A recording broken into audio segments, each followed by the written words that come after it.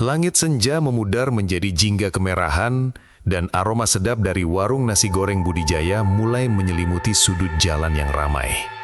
Namanya sederhana, sama seperti pemiliknya, Pak Budi. Ia adalah sosok paruh baya dengan rambut yang mulai memutih di pelipis. Senyumnya ramah, dan tangannya cekatan mengayunkan wajan, menciptakan simfoni bunyi dan aroma yang menggugah selera. Warung itu adalah magnet bagi semua orang. Pelanggan dari berbagai kalangan, mulai dari pekerja kantoran yang lelah hingga mahasiswa yang kelaparan, rela mengantre panjang hanya demi sepiring nasi goreng racikan Pak Budi.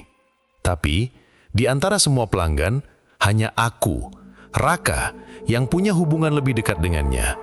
Aku mahasiswa tingkat akhir yang sering menghabiskan malam-malamku di warung itu. Bukan hanya untuk menikmati nasi goreng, tapi juga untuk mengamati Pak Budi. Pak Budi selalu terlihat penuh semangat. Ia bekerja dari sore hingga larut malam. Tidak ada raut lelah di wajahnya, seolah-olah energinya tak pernah habis. Namun, ada satu keanehan yang selalu menggangguku. Setiap malam, tepat pukul 11, ia selalu menyisihkan seporsi nasi goreng dan segelas teh hangat di atas sebuah meja kecil di sudut warung. Meja itu selalu kosong. Tidak pernah ada yang menyentuh hidangan itu, dan Pak Budi tidak pernah menjawab pertanyaanku tentang hal tersebut. Ia hanya tersenyum dan berkata, "Ada hal-hal yang lebih baik tidak usah ditanyakan, Nak." Suatu malam, saat warung sudah sepi dan hanya tersisa aku dan Pak Budi, aku memberanikan diri untuk bertanya lagi. Kali ini, aku bertanya tentang istrinya, Bu Sari. Ia adalah sosok misterius yang tidak pernah aku temui. Setiap kali namanya disebut, senyum Pak Budi luntur. Matanya berkaca-kaca dan tangannya yang cekatan seketika menjadi kaku. Ia hanya menjawab singkat, "Bu Sari sedang pergi jauh, doakan saja dia baik-baik." Malam itu, aku melihat ada sesuatu yang berbeda. Pak Budi tidak seperti biasanya. Ia melamun, sesekali menatap kosong ke arah gudang kecil di belakang warung. Gudang itu selalu terkunci, dan tidak ada yang pernah diizinkan masuk ke sana. Rasa penasaranku semakin membuncah. Ada aura misteri yang kental di balik senyum ramah Pak Budi dan kelezatan nasi gorengnya.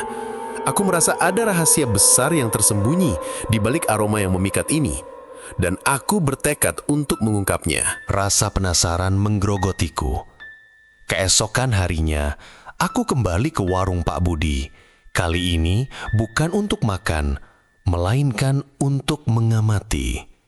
Aku datang lebih awal saat Pak Budi masih sibuk menyiapkan bahan-bahan. Ia tak menyadari kehadiranku yang bersembunyi di balik pohon besar di seberang jalan. Aku memperhatikan setiap gerak-geriknya. Pak Budi terlihat gelisah. Matanya sesekali melirik ke arah gudang yang selalu terkunci. Raut wajahnya penuh ketakutan. Saat ia sibuk melayani pembeli pertama, aku melihat sebuah kesempatan. Pintu gudang sedikit terbuka, dan dari celahnya, aku bisa melihat sesuatu yang membuat jantungku berdetak lebih kencang. Di dalam gudang, ada sebuah altar kecil dengan kain hitam menutupi permukaannya. Di sampingnya, aku melihat sepasang sepatu wanita yang sudah usang dan beberapa bungkus sesajen. Aku yakin sepatu itu milik Bu Sari. Aku teringat pernah melihatnya memakai sepatu yang sama saat aku pertama kali mengenal keluarga kecil itu. Namun yang paling mengerikan adalah aroma. Bukan aroma nasi goreng yang sedap, melainkan bau amis yang menusuk hidung, seolah ada sesuatu yang busuk di dalam sana. Perutku mual dan kepalaku pusing. Aku merasa ada sesuatu yang tidak beres dengan warung ini. Kelezatan nasi gorengnya, senyum ramah Pak Budi, dan keberadaan gudang misterius ini, semua terhubung. Aku memutuskan untuk kembali nanti malam saat warung sudah sepi, untuk mencari tahu apa yang sebenarnya terjadi. Aku tak bisa membiarkan rasa penasaran ini membunuhku. Aku harus tahu apa yang disembunyikan Pak Budi di balik pintu gudang itu. Malam harinya, aku kembali. Warung sudah kosong. Aku melihat Pak Budi sedang membersihkan warungnya. Saat ia masuk ke dalam gudang, aku bersembunyi di balik gerobak dorong. Aku mendengar suara Pak Budi mengucapkan mantra-mantra dalam bahasa yang aneh dan menyeramkan. Suara itu begitu pelan, tetapi jelas. Aku mencoba mengintip dari celah pintu yang tidak terlalu rapat. Di dalam, aku melihat Pak Budi sedang menyembelih seekor ayam hitam di atas altar. Darahnya mengalir dan ia menampungnya di sebuah wadah kecil. Ia lalu menaburkan garam dan bumbu-bumbu ke dalam darah itu, lalu membisikkan sesuatu di atasnya. Aku tidak tahu apa yang ia bisikkan, tetapi aku merasa bulu kuduku berdiri. Setelah itu, ia mengambil beberapa helai rambut panjang dari balik kain hitam yang menutupi altar, lalu mengoleskan darah itu ke rambut tersebut. Aku tidak bisa menahan rasa takut dan jijikku. Aku segera lari, tanpa menyadari bahwa aku menjatuhkan sebuah gantungan kunci berbentuk wajan kecil, kenang-kenangan dari warung Pak Budi. Aku harus menemukan jawabannya. Aku harus tahu apa yang disembunyikan Pak Budi. Dan yang paling penting, apa hubungannya dengan hilangnya Bu Sari? Aku tidak bisa tidur semalaman. Bayangan Pak Budi menyembelih ayam dan mengoleskan darah pada helai rambut Bu Sari terus menghantuiku. Perutku mual dan rasa bersalah menyeruak. Aku merasa telah melihat sesuatu yang tidak seharusnya kulihat. Keesokan harinya, aku mendapat telepon dari Pak Budi. Jantungku berdebar kencang. Ia bertanya apakah aku menjatuhkan sesuatu di warungnya tadi malam. Aku panik. Apakah ia tahu aku mengintip? Aku berbohong, mengatakan tidak. Ia hanya terdiam, lalu berkata, "Baiklah, kalau begitu mungkin milik pelanggan lain." Aku merasa lega, tetapi ketakutanku tidak mereda. Aku tahu gantungan kunci berbentuk wajan itu hanya milikku. Pasti ia sudah melihatnya. Ia hanya berpura-pura tidak tahu. Rasa penasaran mengalahkan ketakutan. Aku kembali ke warung Pak Budi malam harinya. Warung sudah tutup. Aku melihat Pak Budi keluar dari gudang dan menguncinya. Ia tampak lebih tenang dari sebelumnya, seolah-olah ia telah berhasil melakukan ritualnya. Aku melihat Pak Budi masuk ke dalam rumahnya yang berada di samping warung. Aku tahu ini adalah kesempatanku. Aku mencari-cari celah untuk masuk ke gudang itu. Aku mencoba mengintip lagi dari celah pintu. Dan kali ini, aku melihat sesuatu yang membuatku nyaris pingsan. Di atas altar, ada sebuah foto Bu Sari. Kali ini, fotonya tidak lagi berbentuk. Ada coretan-coretan merah di wajahnya, seolah-olah mata dan mulutnya telah ditusuk-tusuk. Di samping foto itu, ada sebuah buku harian yang terbuka. Aku melihat tulisan tangan Bu Sari di dalamnya. Aku tidak bisa membaca semuanya, tetapi aku melihat beberapa kalimat yang sangat jelas. Aku merasa ada yang aneh dengan Budi. Ia sering pulang larut malam dengan mata merah. Aku melihatnya menyembunyikan sesuatu di gudang. Aku takut, dia sudah berubah. Aku terkejut, Bu Sari juga menyadari keanehan Pak Budi. Aku merasa ada yang tidak beres, tetapi aku tidak tahu apa. Aku harus menemukan jawaban. Aku harus tahu apa yang terjadi pada Bu Sari. Dan yang terpenting, apakah Pak Budi benar-benar seorang pesugihan? Aku tidak bisa melepaskan pikiran dari buku harian Bu Sari. Tulisan tangan itu, ketakutan yang terpancar di setiap katanya, membuatku yakin ada sesuatu yang jauh lebih gelap dari sekedar pesugihan. Aku merasa ada sesuatu yang tidak beres, tetapi aku tidak tahu apa. Malam harinya, aku kembali ke warung Pak Budi. Kali ini, aku datang lebih larut dari biasanya. Aku melihat Pak Budi sedang membersihkan warungnya. Ia tampak kelelahan, tetapi matanya terlihat sangat tajam, seolah-olah ia sedang memantau sekelilingnya. Saat aku hendak pergi, aku mendengar suara aneh dari dalam gudang. Suara itu seperti desisan, lalu berubah menjadi tangisan pilu. Jantungku berdebar kencang. Aku merasa ada sesuatu yang tidak beres. Aku bersembunyi di balik gerobak dorong dan mencoba mengintip dari celah pintu yang tidak terlalu rapat. Aku melihat Pak Budi sedang berbicara dengan sesuatu yang tidak terlihat. Tangannya gemetar dan wajahnya pucat pasi. Ia memohon, jangan ambil dia. Aku sudah berjanji, aku sudah memberikan apa yang kau minta. Tiba-tiba, aku merasakan hawa dingin menusuk tulang. Aku melihat sebuah bayangan hitam melayang di samping Pak Budi. Bayangan itu berbentuk wanita, dengan rambut panjang terurai dan mata merah menyala. Aku yakin, itu adalah Bu Sari. Bayangan itu melayang di sekitar Pak Budi, lalu menyentuh wajahnya. Pak Budi berteriak kesakitan dan wajahnya berubah menjadi merah padam. Bayangan itu lalu menghilang, meninggalkan Pak Budi yang terhuyung-huyung dan jatuh ke lantai. Aku tidak bisa menahan rasa takutku. Aku segera berlari menjauh dari warung itu, tanpa menyadari bahwa aku menjatuhkan sebuah gantungan kunci berbentuk wajan kecil, kenang-kenangan dari warung Pak Budi. Kejadian semalam membuatku diliputi ketakutan. Bayangan Bu Sari yang melayang dan rintihan Pak Budi yang ketakutan terus terngiang di kepalaku. Aku tidak bisa lagi melihat warung itu sebagai tempat makan yang ramah. Sekarang, setiap kali mencium aroma nasi goreng, aku teringat pada bau amis yang menusuk di dalam gudang. Aku memutuskan untuk menjauhi warung itu. Aku mencoba melupakan semua yang kulihat, tetapi rasa penasaran dan kecemasan terus menghantuiku. Aku merasa aku harus melakukan sesuatu, tetapi aku tidak tahu apa. Malam harinya, aku mendapat pesan dari nomor yang tidak kukenal. "Temui aku di warung. Ada yang harus aku berikan padamu," tulis pesan itu. Jantungku berdebar kencang. Aku tahu siapa pengirimnya. Itu pasti Pak Budi. Aku ragu, tetapi rasa penasaranku lebih kuat. Aku pergi ke warung itu, dan aku melihat Pak Budi duduk di meja yang selalu kosong, tempat ia selalu menyisihkan seporsi nasi goreng untuk seseorang. Ia tampak sangat pucat, dan matanya terlihat kosong. "Aku tahu kau sudah melihat semuanya, Nak," katanya dengan suara yang parau. "Aku tahu kau takut, tapi aku butuh bantuanmu." Aku terkejut. Bagaimana ia bisa tahu? Aku hanya bisa terdiam menunggu penjelasannya. "Aku bukan pesugihan," katanya dengan nada bergetar. Aku hanya korban." Ia menjelaskan bahwa ia menemukan gudang itu terkunci, dan di dalamnya ia menemukan sebuah buku kuno. Buku itu berisi mantra-mantra pesugihan yang sangat kuat. Ia tidak tahu apa yang ia lakukan, tetapi ia mencoba mengucapkan mantra-mantra itu. Namun, yang ia dapatkan bukanlah kekayaan, melainkan kutukan. Arwah Bu Sari yang sudah lama meninggal, kini menjadi tumbal dari perjanjiannya dengan makhluk goib. Setiap malam, arwah Bu Sari datang dan mengambil sebagian dari kekuatannya, membuat Pak Budi semakin lemah.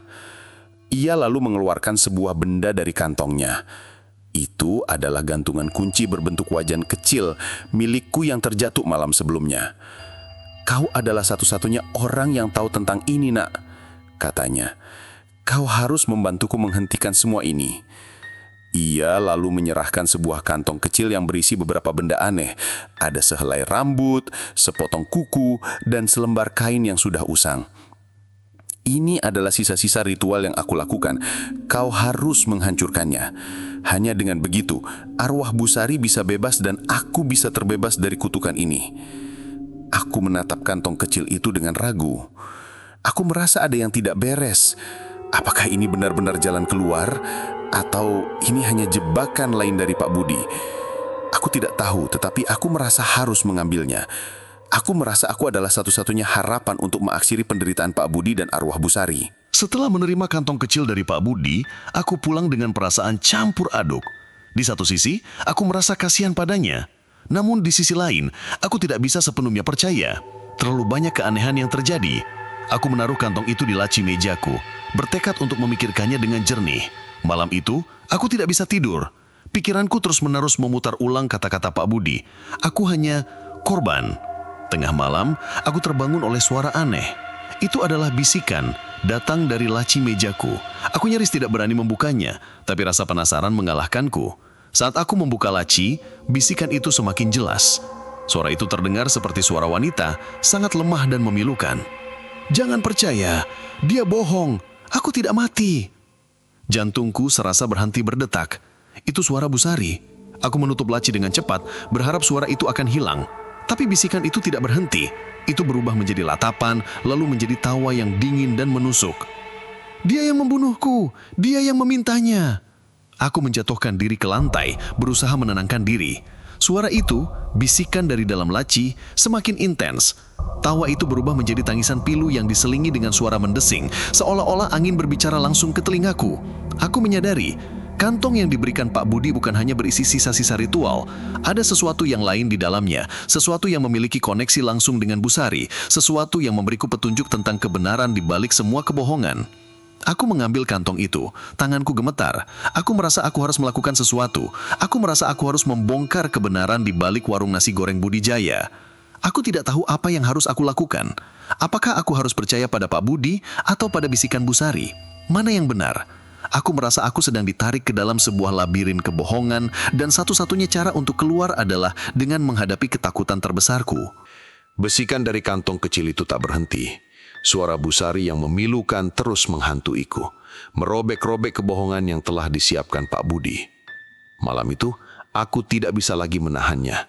Aku harus tahu kebenarannya.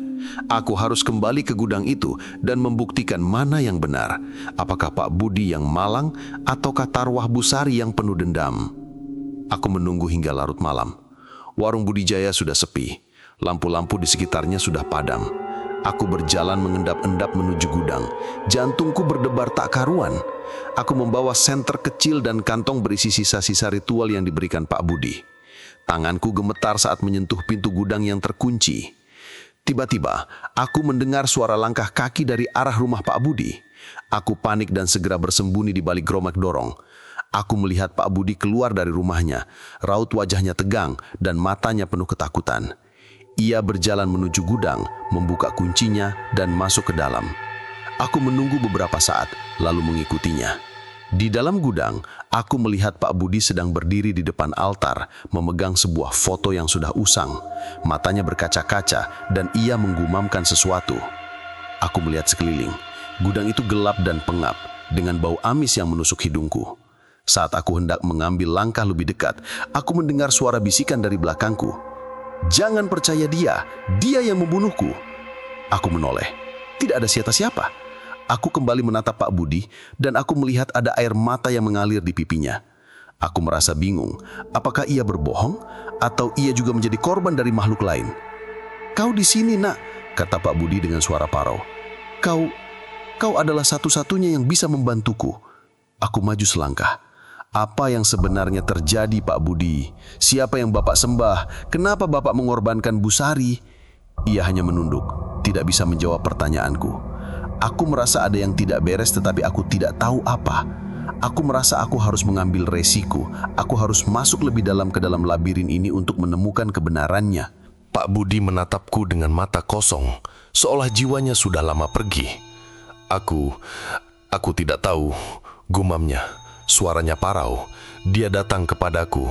Dia menjanjikan kekayaan, kejayaan, dan aku hanya perlu memberikannya satu hal. "Satu hal apa, Pak Budi?" tanyaku, memberanikan diri melangkah lebih dekat. "Satu nyawa," bisiknya. Dia meminta nyawa seseorang yang paling kucintai. Nafas saya tertahan. Aku melihat sekeliling gudang. Aku melihat foto Bu Sari yang sudah lusuh, lalu teringat pada bisikan yang kudengar semalam. "Jangan percaya dia yang membunuhku." Tiba-tiba, suara tawa yang dingin dan menusuk terdengar dari belakangku. Aku menoleh dan kulihat sebuah bayangan hitam melayang di samping Pak Budi. Kali ini, bayangan itu semakin jelas. Wajahnya pucat dengan mata merah menyala dan bibirnya yang robek hingga ke telinga. Ia adalah wanita muda yang ada di foto itu, tapi dalam wujud yang mengerikan. "Kau melihatnya kan, Nak?" kata Pak Budi. Dia adalah wujud dari kekayaan yang kuminta." Aku terkejut. Aku tidak percaya apa yang kulihat. Bayangan itu bukanlah arwah Bu Sari, melainkan sebuah iblis yang menyerupai Bu Sari. Aku merasakan hawa dingin yang menusuk tulang dan bau busuk yang sangat menyengat. "Tidak!" teriakku. "Itu bukan Bu Sari. Itu adalah iblis." Bayangan itu tertawa lagi. Suaranya menusuk gendang telingaku. "Dia benar," bisiknya. "Aku adalah iblis yang menjanjikan kekayaan, dan sebagai gantinya, aku mengambil nyawa Bu Sari dan jiwanya." Aku melihat Pak Budi yang terhuyung-huyung, lalu jatuh ke lantai. Ia memohon, "Tolong aku, Nak. Tolong, aku tidak tahu harus berbuat apa." Aku menatap Pak Budi, lalu ke arah bayangan iblis yang melayang di sampingnya. Aku merasa aku harus melakukan sesuatu. Aku merasa aku harus menghentikan semua ini. Aku merasa aku harus mengambil risiko. Aku harus masuk lebih dalam ke dalam labirin ini untuk menemukan kebenarannya. Bayangan iblis itu tertawa, suaranya menusuk hingga ke tulang. Wajahnya yang menyerupai Busari, namun dengan mata merah menyala, membuatku merinding. Pak Budi tergeletak lemas di lantai, napasnya terengah-engah. Ia menatapku dengan tatapan penuh permohonan. Dia mengambilnya, bisik Pak Budi. Bukan nyawanya, tapi jiwanya. Jiwa Busari terperangkap di dalam wajan ini. Ia menunjuk pada sebuah wajan tua yang tergantung di dinding gudang. Wajan itu terlihat biasa, namun aku bisa merasakan aura dingin yang kuat memancar darinya. Wajan itu adalah tumbal dari perjanjian ini, kata iblis itu. Suaranya terdengar seperti bisikan di telingaku. Setiap nasi goreng yang dimasak di atasnya akan mengambil sedikit demi sedikit kehidupan dari Pak Budi. Aku menatap Pak Budi lalu beralih ke wajan itu. Aku baru menyadari wajan itu adalah satu-satunya benda di warung yang terlihat sangat tua dan kusam, berbeda dari peralatan lainnya yang bersih dan terawat. Aku harus menghancurkannya, kataku pada diriku sendiri. Ini satu-satunya cara untuk membebaskan Busari. Tiba-tiba, iblis itu menyerangku. Ia melayang ke arahku, tangannya yang panjang dan kurus mencoba mencekikku. Aku menghindar, lalu mengambil kantong yang diberikan Pak Budi. Kantong itu berisi sisa-sisa ritual yang digunakannya. Aku melemparkannya ke arah iblis itu dan ia berteriak kesakitan. "Kau tidak bisa menghentikanku," teriaknya. "Perjanjian ini sudah terikat oleh darah Busari." Aku melihat sebuah celah. Saat iblis itu sibuk berteriak, aku berlari menuju wajan itu. Tangan Pak Budi yang lemas mencoba menghentikanku. "Jangan, kau akan membunuhnya. Dia sudah mati, Pak Budi," teriakku. Ini satu-satunya cara untuk membebaskannya. Aku mengambil sebilah pisau dari meja, lalu mengayunkannya ke arah wajan itu. Tepat saat pisau itu menyentuh permukaan wajan, aku mendengar jeritan yang memilukan dari iblis itu. Ia menghilang dan wajan itu berubah menjadi hitam pekat. Aku menoleh ke arah Pak Budi. Ia terbaring di lantai. Napasnya sudah berhenti. Ia tersenyum, matanya memancarkan kedamaian yang belum pernah kulihat sebelumnya. Aku menyadari ia telah terbebas dari kutukannya. Namun suara bisikan itu tidak berhenti. "Bisik, kau telah membebaskanku," bisik suara itu. "Terima kasih, Raka." Aku menoleh ke arah jendela. Aku melihat bayangan Busari yang melayang tersenyum kepadaku. Ia menghilang dan aku merasa ada beban berat yang terangkat dari pundakku. Aku telah membebaskan arwah Busari, tetapi dengan harga yang mahal. Pak Budi telah tiada dan warung nasi goreng Budi Jaya kini hanya tinggal kenangan. Aku merasa ada yang tidak beres, tetapi aku tidak tahu apa. Aku melihat sekeliling gudang yang kini kosong. Aku tahu ini bukanlah akhir dari cerita. Ini hanyalah awal dari sebuah pertarungan yang lebih besar lagi. Aku terduduk lemas di lantai gudang. Bau busuk yang tadinya menusuk hidung kini digantikan oleh aroma nasi goreng yang samar, entah dari mana asalnya. Pak Budi tergeletak tak bernyawa, dan aku merasa ngeri menyadari telah menjadi saksi mata dari sebuah ritual tumbal yang mengerikan. Tiba-tiba, wajan hitam yang tadinya tergantung di dinding jatuh ke lantai dengan suara berdentang keras. Aku terkejut, dan wajan itu terbelah menjadi dua. Dari dalamnya, keluar sebuah buku harian kecil dengan sampul yang sudah usang. Itu adalah buku yang sama yang kulihat saat pertama kali mengintip ke dalam gudang. Aku mengambilnya dengan tangan gemetar. Di halaman pertama tertulis nama Busari. Aku membaca setiap kata, dan setiap kata yang kubaca membuat darahku berdesir. Aku tahu Budi sudah berubah. Ia sering pulang larut malam dengan mata merah. Aku melihatnya menyembunyikan sesuatu di gudang. Aku takut dia sudah berubah. Aku membaca terus dan di halaman-halaman berikutnya, aku menemukan kebenaran yang mengerikan. Busari bukanlah tumbal dari perjanjian itu. Dialah yang menjadi pelakunya. Buku harian itu menceritakan bagaimana Busari yang merasa suaminya tidak bisa memberikan kehidupan yang layak, melakukan perjanjian dengan iblis untuk mendapatkan kekayaan. Dia mengorbankan suaminya sendiri, Pak Budi, sebagai tumbal dari perjanjian itu. Setiap nasi goreng yang dimasak di atas wajan itu akan mengambil sedikit demi sedikit kehidupan dari Pak Budi. Aku terkejut. Bayangan iblis yang kulihat, yang menyerupai Busari, adalah wujud asli dari arwahnya yang telah busuk karena perbuatan kejamnya. Dia tidak ingin dibebaskan. Dia ingin terus mengambil kehidupan Pak Budi, bahkan setelah Pak Budi telah tiada. Aku merasakan hawa dingin yang menusuk tulang. Aku melihat ke arah Pak Budi yang terbaring tak bernyawa. Ia tidak mati karena kutukan, tetapi karena telah dikhianati oleh istrinya sendiri. Aku menoleh ke arah jendela dan aku melihat bayangan iblis itu melayang. Ia menatapku, matanya yang merah menyala memancarkan dendam dan kebencian. Dia tahu aku sudah tahu kebenarannya. Dia tahu aku telah merusak rencananya. Tawa dinginnya terdengar. Kau telah membebaskanku, kau telah membebaskan suamiku dari penderitaannya. Tapi kau tidak bisa lari dari takdirmu. Aku merasakan ada sesuatu yang merangkak naik dari kakiku. Aku melihat ke bawah. Sebuah akar hitam keluar dari lantai, melilit kakiku dan menarikku ke dalam kegelapan. Aku berteriak, tetapi tidak ada yang mendengarku. Aku terbangun di sebuah tempat yang gelap dan pengap.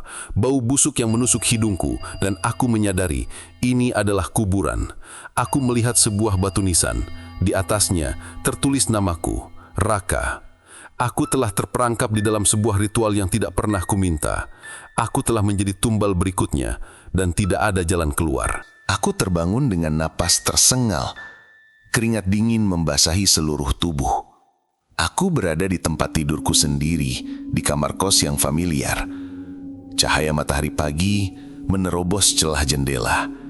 Selama beberapa saat, aku tidak bisa membedakan mana mimpi dan mana kenyataan. Namun, bau amis yang menusuk hidung masih tercium, dan di sampingku, di atas meja, tergeletak sebuah buku harian lusuh. Aku membukanya. Halaman-halaman di dalamnya kosong, namun di sampulnya ada goresan kecil yang membentuk sebuah nama, Raka. Aku panik. Aku tahu ini bukanlah mimpi. Aku telah terperangkap dalam kutukan yang sama yang menimpa Pak Budi. Aku melihat ke bawah. Telapak tanganku yang tadi malam menggenggam pisau kini memiliki sebuah goresan kecil yang tidak berdarah tetapi terasa perih.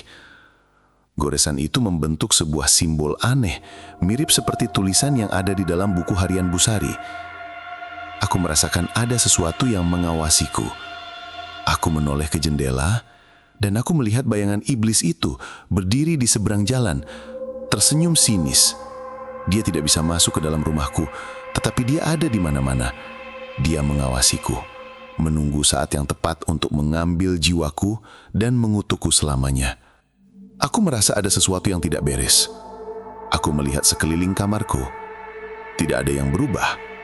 Buku-buku, laptop, semua masih ada di tempatnya. Namun, aku merasa ada sesuatu yang tidak beres. Aku melihat ke arah cermin, dan di sana, aku melihat bayangan iblis itu berdiri di belakangku, tersenyum lebar. Aku tahu, aku harus melakukan sesuatu. Aku harus menghentikan kutukan ini sebelum aku menjadi tumbal berikutnya. Aku mengambil buku harian itu, dan aku menyadari ini adalah satu-satunya petunjukku. Buku ini adalah satu-satunya hal yang menghubungkanku dengan masa lalu dan satu-satunya jalan keluar dari labirin ini. Aku harus menemukan kebenaran di balik kutukan ini. Aku harus menemukan cara untuk menghentikan iblis itu sebelum dia mengambil jiwaku dan mengutukku selamanya. Aku merasa ada sesuatu yang tidak beres, tetapi aku tidak tahu apa.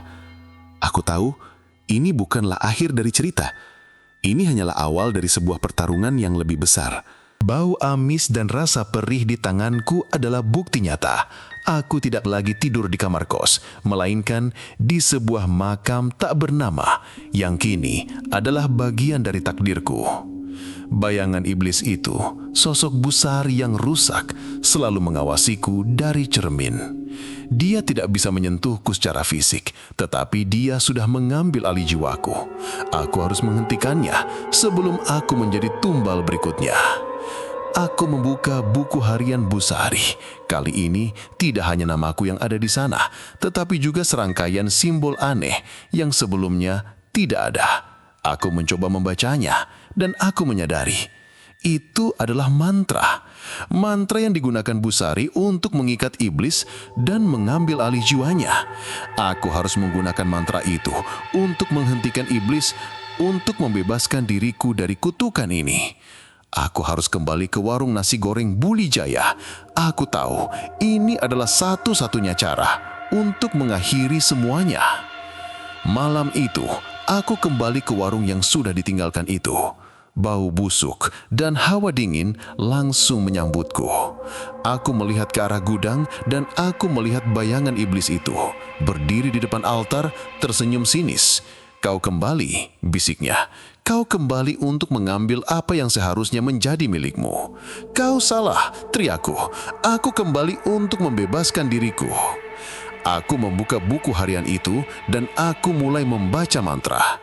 Aku tidak tahu apa artinya, tetapi setiap kata yang keluar dari mulutku membuat bayangan iblis itu bergetar. Dia berteriak kesakitan dan asap hitam keluar dari tubuhnya.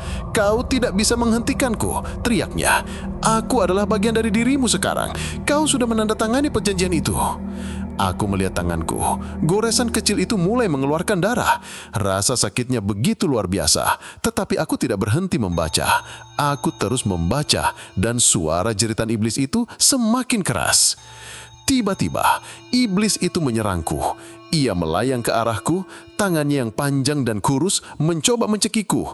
Aku menghindar, lalu melemparkan buku harian itu ke arahnya. Buku itu membakar tubuhnya, dan iblis itu berteriak kesakitan. "Kau tidak bisa menghentikanku," teriaknya. "Perjanjian ini sudah terikat oleh darahmu." Aku merasakan hawa dingin yang menusuk tulang. Aku melihat ke bawah. Sebuah akar hitam keluar dari lantai, melilit kakiku dan menarikku ke dalam kegelapan. Aku berteriak, tetapi tidak ada yang mendengarku. Aku terbangun di sebuah tempat yang gelap dan pengap, bau busuk yang menusuk hidungku, dan aku menyadari ini adalah kuburan. Aku melihat sebuah batu nisan. Di atasnya tertulis namaku, Raka. Aku telah terperangkap di dalam sebuah ritual yang tidak pernah kuminta. Aku telah menjadi tumbal berikutnya dan tidak ada jalan keluar.